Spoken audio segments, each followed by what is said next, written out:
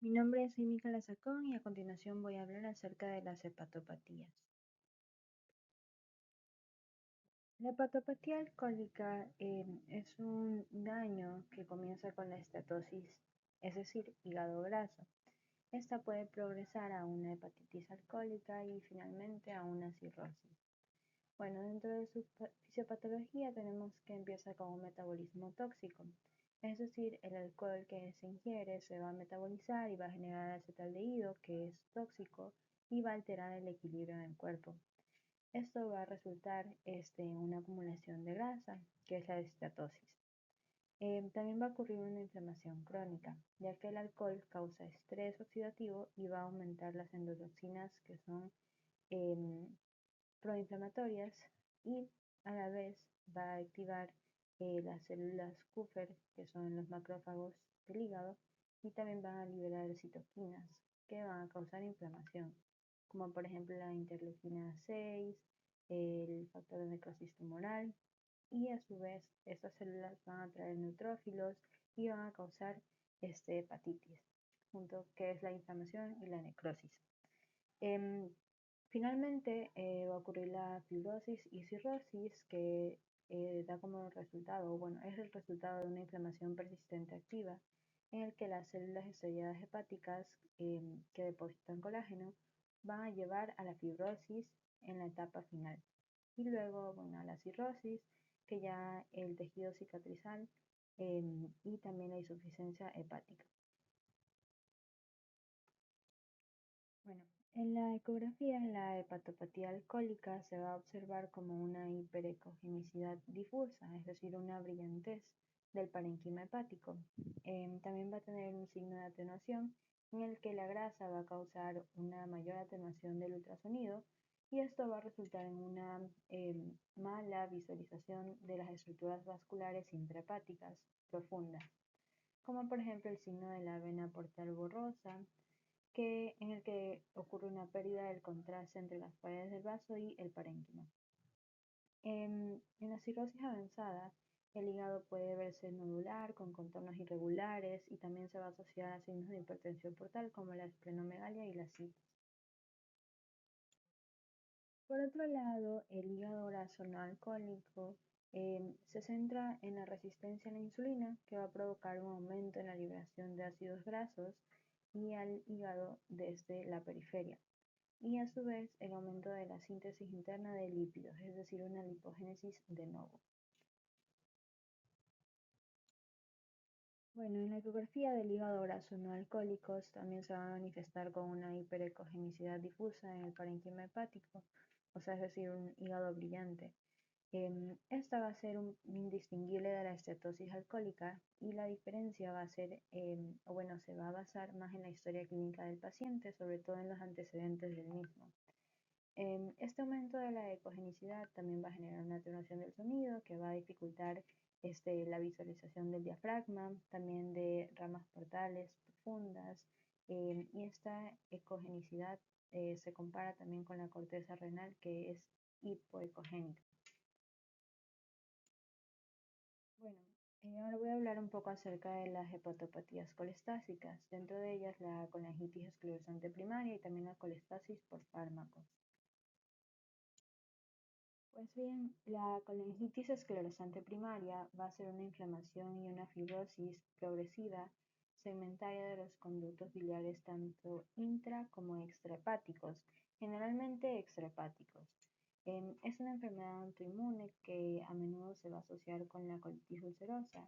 Esta va a causar estenosis, es decir, unos estrechamientos y también dilataciones que van a ser focales de los conductos y va a dar como resultado un patrón denominado patrón de Rosario y va a causar una éstasis biliar. Bueno, en la ecografía se puede ver un engrosamiento de la pared de los conductos y a veces signos indirectos de la enfermedad avanzada, como por ejemplo cirrosis, hipertensión portal. Y además los segmentos afectados pueden verse con su luz luminal irregular debido a esta estenosis.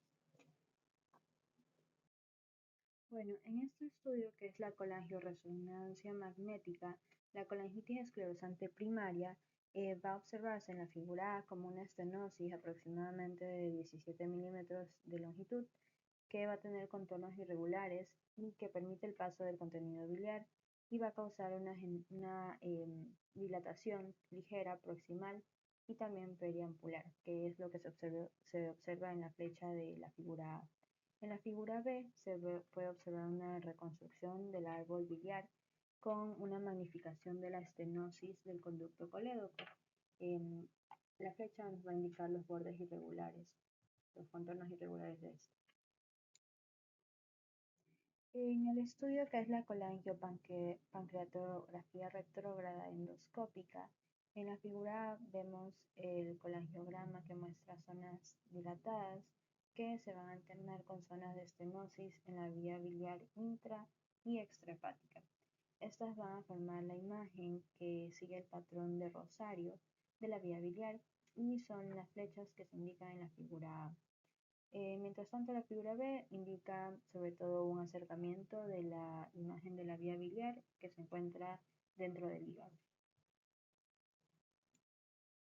Bueno, ahora en esta imagen que es por ultrasonografía endoscópica se observa una estenosis proximal con un engrosamiento de la pared del colédoco que va a cerrar completamente la luz.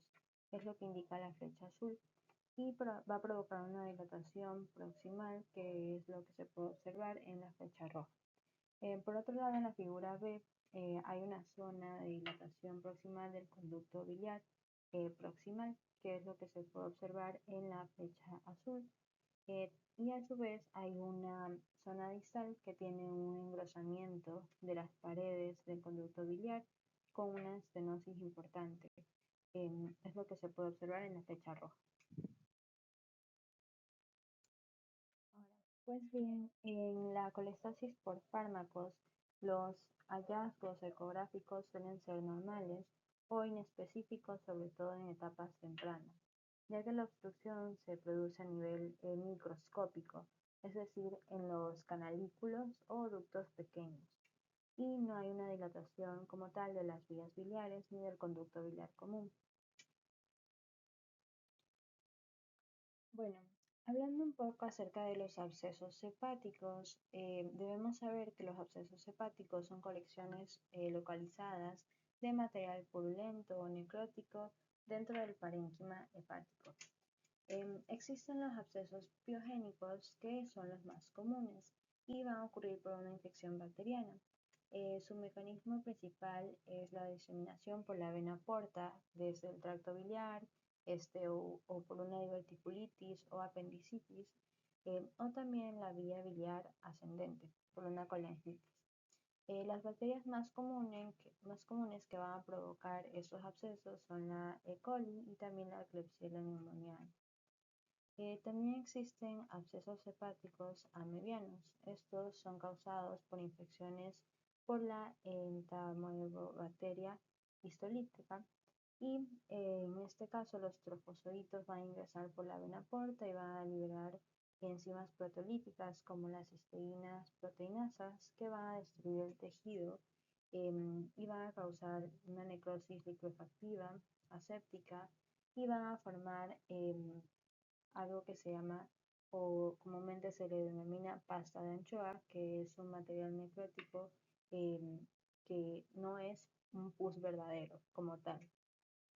Bueno, en la ecografía que tenemos en la imagen es de un absceso piogénico.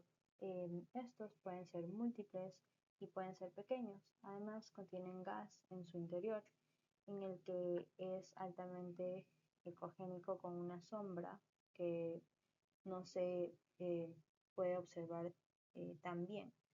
Aunque es un signo un poco inusual, pero es específico de la infección por bacterias que producen gas. En esta ecografía, por el contrario, tenemos el caso de un absceso amebiano.